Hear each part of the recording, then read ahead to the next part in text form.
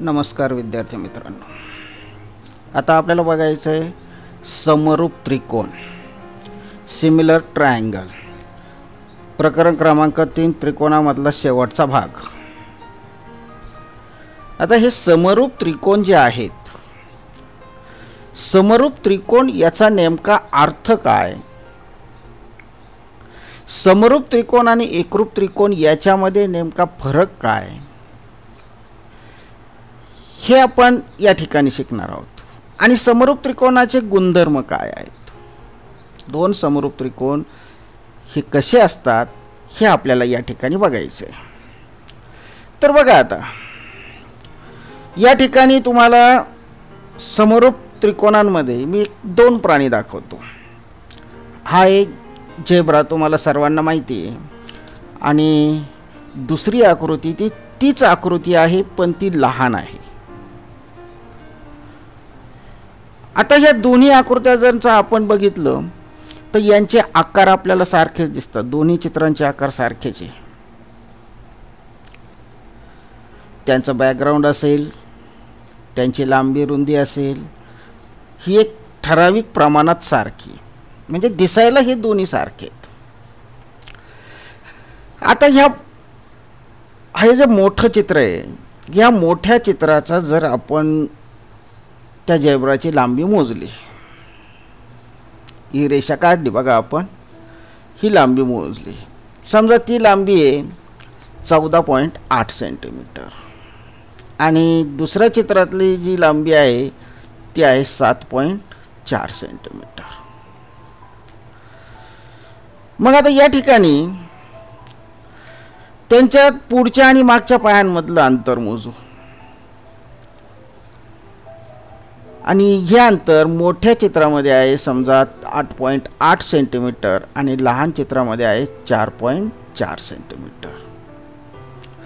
आता झेब्रांच्या एकूण लांबीचं,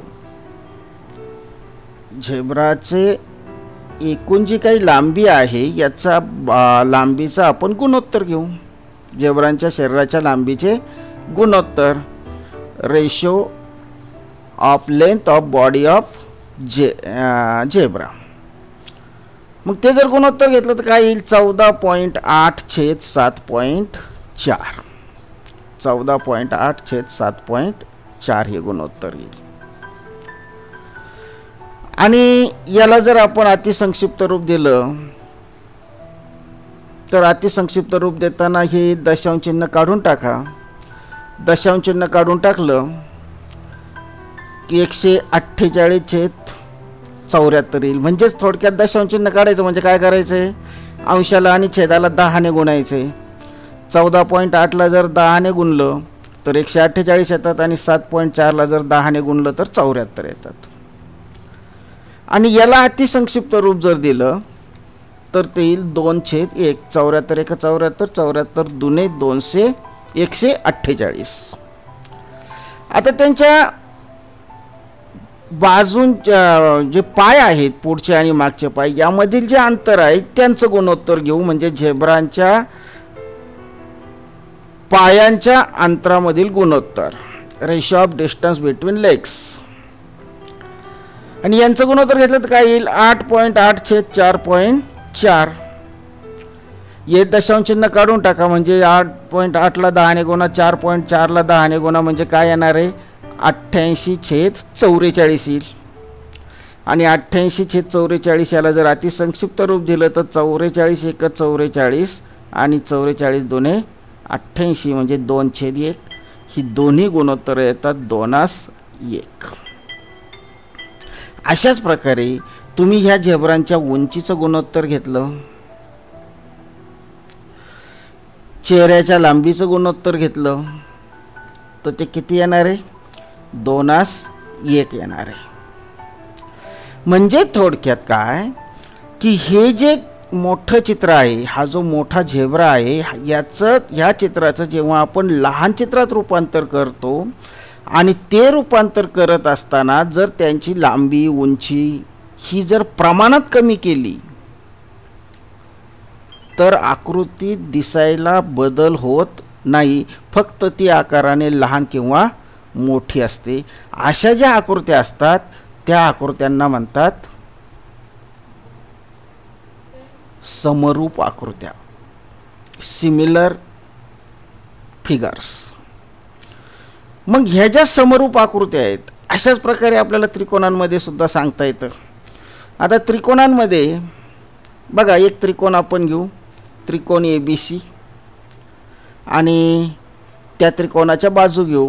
बाजू AB घेतली 7.8 सेंटीमीटर, BC घेतली 9.1 सेंटीमीटर आणि AC घेतली 6.5 सेंटीमीटर. ह्या मोजून घेतलेल्या बाजू आहेत. दुसरा त्रिकोण घेऊ, त्याला नाव देऊ PQR, आणि याच्यासुद्धा बाजू मोजून लिहू आपण. बाजू PQ आहे 5.4 सेंटीमीटर, बाजू QR आहे 6.3 सेंटीमीटर आणि बाजू PR आहे 4.5 सेंटीमीटर. आता यांच्या बाजूंचं गुणोत्तर घेऊ. बाजू ABचं गुणोत्तर बाजू PQच्या गुणोत्तर अशी घेऊ. त्रिकोणाच्या बाजूंच्या लांबीचे गुणोत्तर म्हणजेच रेशिओ ऑफ लेंथ ऑफ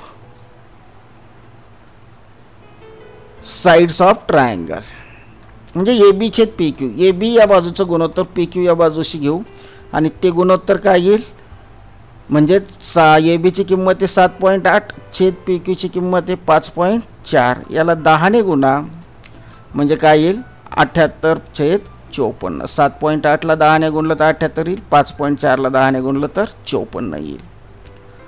आणि याच्यामध्ये आता बघा इथं भाग देता येईल आपल्याला 54 आणि 78. मला वाटतं 7 ने भाग जाईल. 7 नाही 7 नाही, 9 सक 54, 9 7 63, 9 8 72 नाही, म्हणजे कितने भाग जातो इथं 6 चौक 54, 6 1 6 6 त्रिक 18.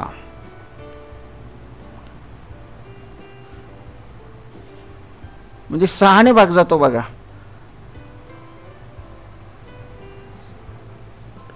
6 9 54, 6 1 6 6 त्रिक 18, 13 छेद 9 म्हणजे हे गुणोत्तर येतं 13 छेद 9 म्हणजे 13/9.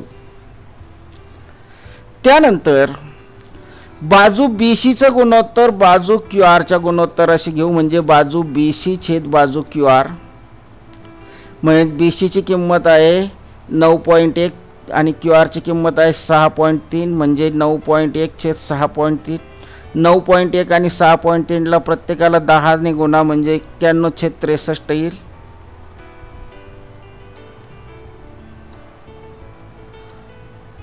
आणि इथं 7 ने भाग जातो बघा. 7 9 63, 7 1 7 7 त्रिक 21 म्हणजेच 13 छेद 9 येईल. आणि हे गुणोत्तर सुद्धा किती येतं 13/9 येतं. आता AC आणि PR या बाजूचं गुणोत्तर घेऊ. AC छेद PR म्हणजेच 6.5 छेद 4.5. याचाही दशांश चिन्ह काढून टाका, म्हणजे 6.5 आणि 4.5 ला 10 ने गुणा येत आहे 65 छेद 45. याला 5 ने भाग जातो, 5 9 45 आणि 13 5 65 म्हणजे 13 छेद 9 म्हणजे गुणोत्तर येतं 13/9. म्हणजे बघा तिन्ही बाजूंच्या लांबीचं गुणोत्तर 13/9 इतकं येतं किंवा 13/9 इतकं येतं. आणि कोण A व कोण P, कोण Q B आणि कोण Q, कोण C आणि कोण R हे कसे असतात समान असतात. हे कोण समान आहे. मग या तिन्ही गुणोत्तरांवरून काय दिसून येतं आपल्याला AB छेद PQ, BC छेद QR आणि AC छेद PR हे समान आहे. आणि ज्या वेळेस बाजूंचे गुणोत्तर समान होतात त्यावेळेस त्यांचे कोण हे एकरूप होतात. म्हणजे कोण A हा कोण PC एकरूप असेल, कोण B हा कोण QC एकरूप असेल आणि कोण C हा कोण RC एकरूप असेल. ज्या वेळेस ह्या दोन्ही त्रिकोणांच्या संगत बाजू प्रमाणात असतात आणि संगत कोण एकरूप असतात त्यावेळेस त्या दोन त्रिकोणांना समरूप त्रिकोण असं म्हणतात. आता समरूप त्रिकोण आणि एकरूप त्रिकोण यामध्ये बदल आहे. एकरूप त्रिकोण याचा अर्थ त्या त्रिकोणाच्या बाजू आणि कोन बाजूंच्या लांबी सारखी असणे, संगत बाजूंची लांबी सारखी असणे आणि संगत कोणांची मापसुद्धा सारखीच असणे. म्हणजे ते दोन त्रिकोण जर एकमेकांवर तंतोतंत जुळवले तर ते एकमेकांना तंतोतंत जुळतात. समरूप त्रिकोणांमध्ये मात्र तसं नाही आहे. समरूप त्रिकोण हे एकमेकांशी तंतोतंत जुळतीलच असं नाही. कारण या ठिकाणी बाजू ए बी ही 7.8 आहे, ही 5.4 आहे. बाजू ए बी ही पी क्यूला जुळू शकणार नाही. पी क्यू ही बाजू लहान आहे. बी सी बाजू मोठी आहे, क्यू आर बाजू लहान आहे, ए सी बाजू मोठी आहे, पी आर बाजू लहान आहे. हे त्रिकोण एकमेकांना तंतोतंत जुळणार नाही. पण जरी ते एकमेकाशी तंतोतंत जुळले नाही तरी ही दोन्ही त्रिकोण आकाराने मात्र कसे दिसतात? सारखेच दिसतात. तुम्ही बघा, तुम्ही स्वतःचा एक फोटो काढा. जर तुम्ही पोस्टकार्ड साईज फोटो काढला स्वतःचा एक उभा, आणि तुम्ही स्वतः आणि तो फोटो हे कसे दिसतील? एकमेकांशी समान दिसतील. आता पोस्टकार्ड साईज फोटोचा आणखी लहान फोटो काढा, दोन फोटो एकमेकांजवळ ठेवा. तुम्ही दोघेही चित्रामध्ये तेच असणार आहात. तुमच्यात काहीच बदल नाही. फक्त एक फोटो आकाराने मोठा आहे, एक फोटो आकाराने लहान आहे. मग एका फोटोतील शरीराच्या अवयवांची लांबी ही दुसऱ्या फोटोतील शरीरांची अवयवाची लांबी यांचं जर गुणोत्तर बघितलं आपण तर ते सारखंच असतं. तुमची पूर्ण उंचीचं गुणोत्तर घ्या, हातांच्या लांबीचं गुणोत्तर घ्या, पायांच्या लांबीचं गुणोत्तर घ्या, हे सगळं कसं असणार आहे? सारखंच असणार आहे. आणि म्हणून ते फोटो तंतोतंत आपल्यासारखे दिसतात. लक्षात घ्या, प्रत्यक्ष आपली उंची आणि त्या फोटोतली उंची, प्रत्यक्ष आपल्या हाताची लांबी आणि त्या फोटोतील हाताची लांबी यांची जी गुणोत्तरं असणार आहे ती गुणोत्तरं सारखी असणार आहे. आणि म्हणून तो फोटो आपल्यासारखा दिसतो. ही जर गुणोत्तरं सारखी नसती तर तुम्ही मोबाईलमध्ये अनेक वेळा फनी फोटोज म्हणून बघता. बघा, जर समजा तुमच्या शरीराच्या उंचीचं गुणोत्तर फोटोतील उंचीच्या गुणोत्तरा इतकं नसलं, हातांचं लांबीचं गुणोत्तर हे तुमच्या प्रत्यक्ष उंची आणि फोटोतील उंची यांच्या गुणोत्तरा इतकं नसलं तर तुमचे हात तुमच्या शरीराच्या म्हणजे तुमच्या प्रत्यक्ष हाताच्या लांबी इतकेच लांबी असेल त्या हाताची आणि शरीराची उंची मात्र कमी झालेली असेल. अशा वेळेस ते हात तुमचे खाली जमिनीला टेकल्यासारखे वाटतील. म्हणजे प्रत्येक अवयवाची लांबी ही प्रमाणात कमी होते. तेव्हा आपण त्यांना समरूप असं म्हणतो. मग त्रिकोणांची जर समरूपता असेल तर त्रिकोणांच्या समरूपतेमध्ये आपल्याला काय सांगता येईल की जर दोन त्रिकोणांच्या संगत बाजू प्रमाणात असतील आणि संगत कोण एकरूप असतील तर ते दोन त्रिकोण एकरूप असतात. मग समरूप त्रिकोणांची व्याख्या आपल्याला करता येते. जर दोन त्रिकोणांच्या संगत बाजू प्रमाणात असतील आणि संगत कोण एकरूप असतील तर ते दोन त्रिकोण समरूप असतात. आणि मग म्हणजेच if the corresponding sides of two triangle are in the same proportion and corresponding angles are equal, then that two triangles are similar triangle. तर त्या त्रिकोणांना आपण काय म्हणतो? समरूप त्रिकोण असं म्हणतो. मग आता समरूप त्रिकोण जे आहे ते थोडक्यात कसे दाखवायचे, कसे लिहायचे? आपण बघा, एकरूप त्रिकोण लिहिताना दोन त्रिकोण जर एकरूप असतील तर ते एकरूप त्रिकोण लिहिताना मध्ये एक चिन्ह टाकतो बरोबरचा आणि त्याच्यावर असा आडवा यस लिहितो. अशाच पद्धतीनं जर दोन त्रिकोण समरूप असतील तर या चिन्हाचा उपयोग करतात. या चिन्हाचा उपयोग करतात. म्हणजे त्रिकोण CDE आणि त्रिकोण LMN समरूप आहे. ही थोडक्यात त्रिकोण CDE समरूप त्रिकोण LMN असं लिहिलं जातं. त्रिकोण triangle CD and triangle LMN are similar, then it is written as triangle CDE similar to triangle LMN. हे कसं वाचायचं?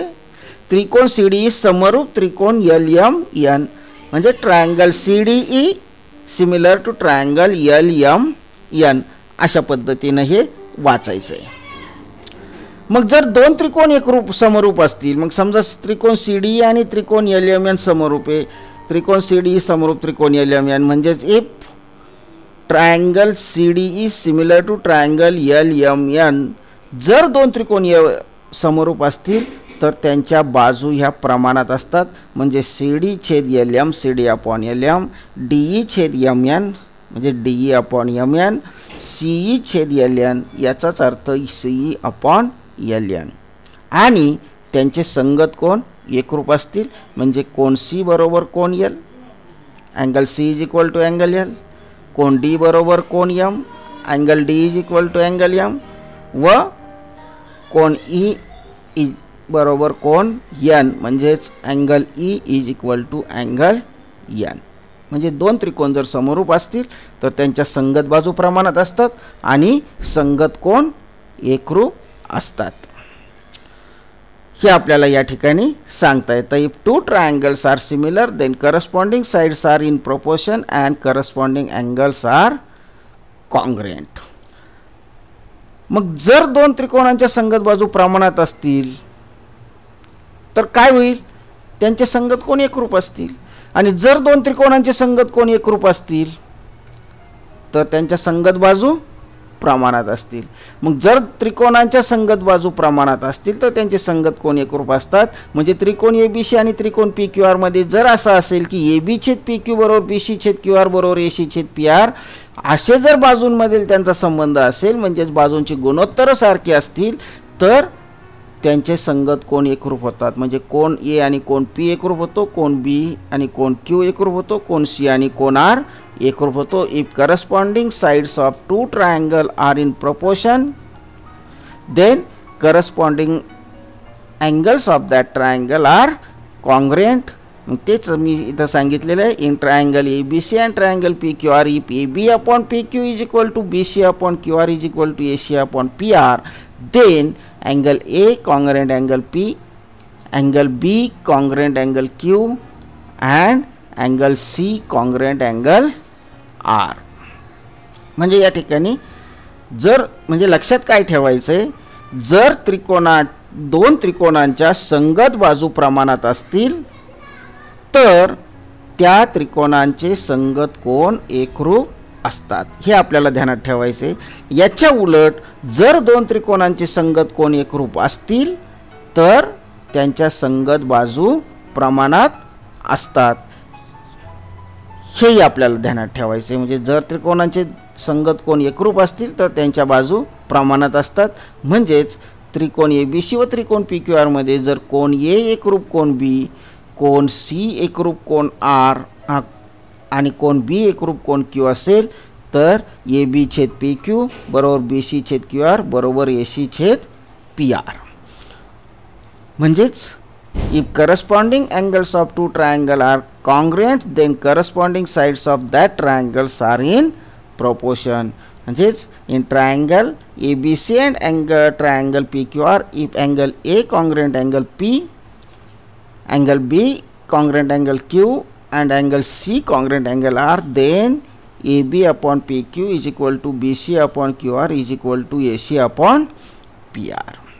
म्हणजे या समरूप त्रिकोणांमध्ये आणि एकरूप त्रिकोणांमध्ये आता तुमचा फरक लक्षात आलेला असेल की बाजूंमध्ये काय फरक असतो.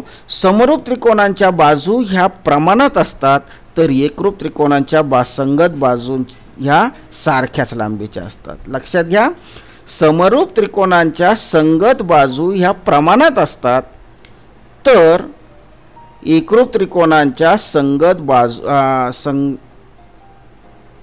बाजू ह्या एकरूप असतात. आणि कोणाच्या बाबतीत काय सांगता येईल, समरूप त्रिकोणांचे कोण संगत कोण एकरूप असतात आणि एकरूप त्रिकोणांचे सुद्धा संगत कोण एकरूप असतात. म्हणजे कोणाच्या बाबतीत काही फरक नाही. दोन्ही त्रिकोणांमध्ये समरूप त्रिकोणांचे संगत कोण एकरूप असतात आणि एकरूप त्रिकोणांचे सुद्धा संगत कोण एकरूप असतात. फक्त बाजूंच्या लांबीमध्ये फरक असतो. समरूप त्रिकोणांच्या बाजूंच्या लांबी संगत बाजूंची लांबी ही प्रमाणात असते आणि एकरूप त्रिकोणांच्या संगत बाजूंची लांबी ही सारखीच असते. तर अशा पद्धतीनं हे समरूप त्रिकोण जे आहेत हे नीट बघा आणि समजून घ्या.